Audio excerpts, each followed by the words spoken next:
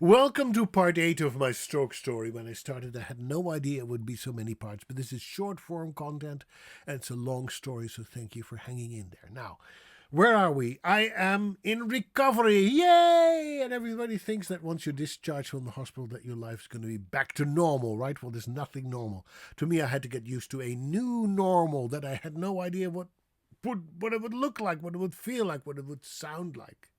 Because I was no longer the person I used to be, and my therapist said it's like a process of mourning. You have to mourn the person you used to be, the things that you used to be able to do without any effort, and you have to welcome that new person that is kind of incapable of doing a lot of things. Even though I might look semi normal to you now, you can hear hopefully most of the words that I'm saying. There's a lot going on that you can't see, but that I experience every day. For instance, the stroke affected the right part of my brain, which governs the left part of my body, which means effectively that the left part of my body is weak.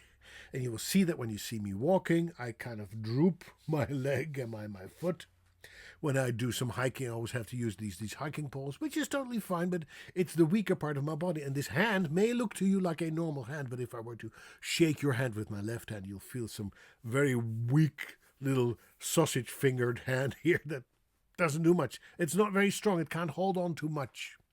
Whereas my right hand is totally fine. It's completely normal. So this is basically useless. I can't really type anymore with my left hand. It's just finger picking now.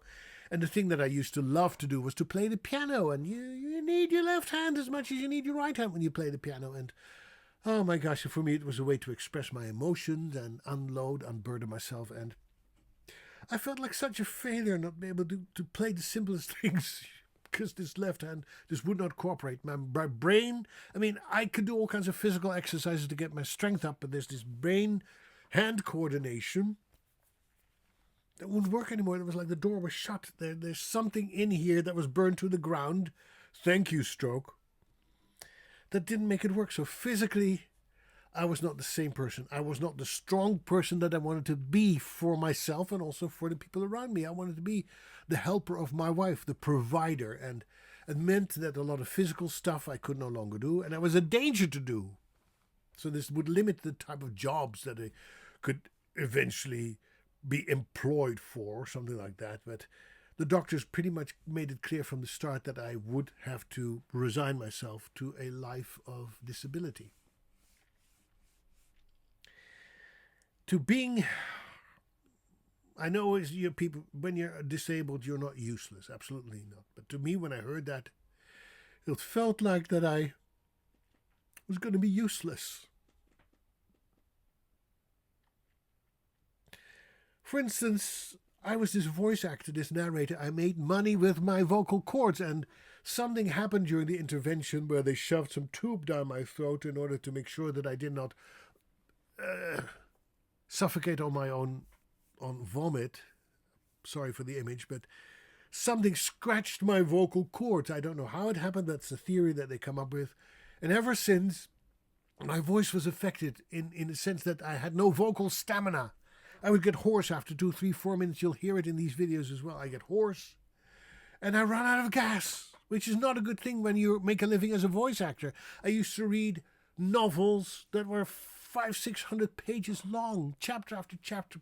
I was like this trained opera singer that could read for hours on end, and I sounded the same on page 1 as I would sound on page 200. Forget that. I used to love to sing.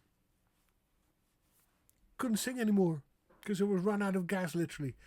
And that doesn't only do a number on your body, but also on your self-esteem, on your mind, or the things that you think that make you special and desirable. So the relationship between me and my wife changed as well, because I thought I was no longer desirable.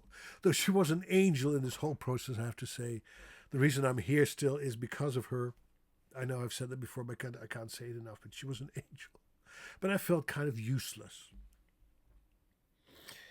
One thing I learned from my psychologist was not to ask the question, why me?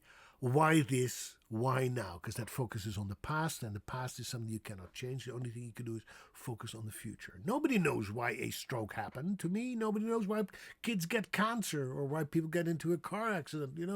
There's so many random things that happen in life without a reason. They always say, "Oh, everything happens for a reason. If God wanted you to have cancer, God gave you cancer. It's a blessing in disguise." No, F that.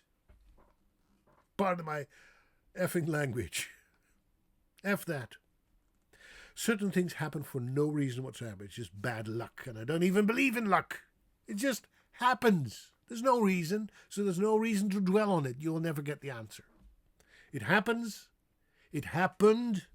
Now you move on. And so I had to move on. And had to live with certain side effects. And one of the things was that I developed a thing they call misophonia, where you get set off by certain sounds. And a sound works as a trigger. For me, it's like people chewing with their mouth open when they're eating, for instance. When I hear that sound, it's like I call it an auditory allergy. It's something that flips in my brain and I become incredibly annoyed and also angry. Don't know why, but it's just this auditory stimulus that leads to a very negative response on my side. Another thing that happened is that I became overly emotional, not a good combo either. I cry when I see people on TV that get gifted a house or something, or kids reunited with a long-lost parent. When some things that touch me deeply go on in my life, whether it's on TV or in real life, I tear up, I become a ball of mush. It also means that I have mood swings. My gosh, do I have mood swings. I can go from on top of the world to, oh no. In German they call it himmelhoch jauchzend und zum Tode betrübt. On top of the world, and then you're so depressed. So I have these mood swings. And I could not multitask anymore, and I live in a status of permanent overload, because when you think of it, on any given moment in your life, we are bombarded with stimuli. We hear things, we see things, we feel things, we smell things, we say things to each other. All these things happen at the same time, and my brain cannot process it very well anymore. There's something missing that I get overwhelmed really quickly. It's like getting into a supermarket and you hear everything at the same time. It becomes one big soup. You hear the sounds of the people shopping, the kids playing or yelling, the sound of the car that you're pushing. You see the lights flash that highlight all the products and all the colorful products on the shelves. And the music, that stupid background music that you hear. You hear your own thoughts. And I get so overwhelmed that I get this fight or flight thing, I want to leave. I want to move. And this happens in every social situation where there's more than 2 or 3 people that talk at the same time. My brain just doesn't know how to handle it anymore. So I've become very antisocial. I've become pretty much a recluse. And I know this sounds like a whole litany of bad things. And there's lots of good stuff as well in my life. I mean, I'm still here. I'm happy. I live a very good life and a very blessed life. I know that I've been a lucky person, but there's some serious side effects that affect me that may not affect you when you've had a stroke or have somebody else in your life who's had a stroke. Because different strokes for different folks, remember? So it depends on the part of your brain that's affected, how you are affected for the rest of your life. Another thing that I completely lost is my independence, because I was no longer allowed to drive a car, which is a good thing, people, because I can't focus. I can't multitask, and you need to focus on multitask when driving a car. I would be a danger on the road, which severely limits my ability to go anywhere, certainly not by myself. My wife is my driver, so it puts a burden on her as well. But I live in Vermont, in a very remote area, so I don't go anywhere. I'm stuck here, which is lovely, but I've lost my independence, and I'm only 62, and I want to go out when I want to go out. I don't want to have to ask people to drive me everywhere. That burdens me to burden them. So I lost lots of my memories, which means part of my past, which makes for a rich life, and if you can't access those memories, you can't access the bad memories, which is a good thing, but you also can't access the good thing. So I'm easily distracted. I become overly emotional. The misophonia, can't regulate my mood. I feel like I'm a burden. I can go on and on and on and on. But I'm still here, by the way. I'm still here. I am alive and I live in the moment. And the moments are great. They are great. And I'm grateful. Have a great day. Tot ziens. Bye bye.